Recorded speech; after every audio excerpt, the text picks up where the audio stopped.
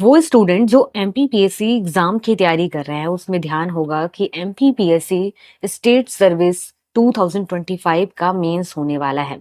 वैसे तो प्रीलिम्स बहुत पहले हो चुका था और रिजल्ट भी पहले ही मिल चुका था, पर किसी वजह से मेंस अटका हुआ था। फाइनली अब कोर्ट का डिसीजन आ गया है, जिसके बाद से डिसाइड हुआ है कि एग्जाम कब होने वाला है। हम उसी के बारे में बात करते हैं। सबसे पहले बात करते हैं फॉर्म भरने को लेकर के। तो अभी 25 जून 2026 से लेकर के 15 जुलाई 2026 के बीच में फॉर्म भरे जाएंगे। आपको एडमिट कार्ड 10 अगस्त 2026 से मिलना शुरू हो जाएगा। आपके एग्जाम 17 अगस्त 2026 से 22 अगस्त 2026 के बीच कंप्लीट होगा।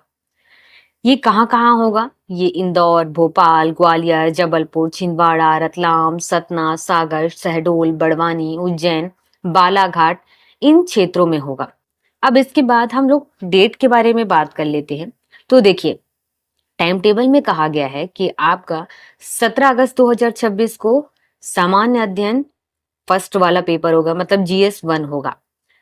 18 अगस्त 2026 को GS2, 19 अगस्त को GS3 का होगा, 20 अगस्त को GS4 का होगा।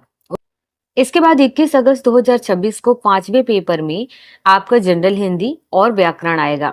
इसके बाद 22 अगस्त को छठवें पेपर में केवल हिंदी, निबंध और प्रारूप लेखन से रिलेटेड क्वेश्चंस रहेंगे। तो यहाँ पर आपका 17 से 22 के बीच ये सारे एग्जाम कंप्लीट हो जाएंगे। टाइमिंग क्या रहे भी? जो जीएस वाले जितने पेपर हैं, पहले के 4 पेपर वो 10 बजे से लेकर के दोपहर के 1 बजे तक होगा। पांचवा पेपर 10 बजे से 12 बजे तक के, और जो छठवा पेपर है वह 10 बजे से 12:30 बजे तक के बीच में कंप्लीट हो जाएगा।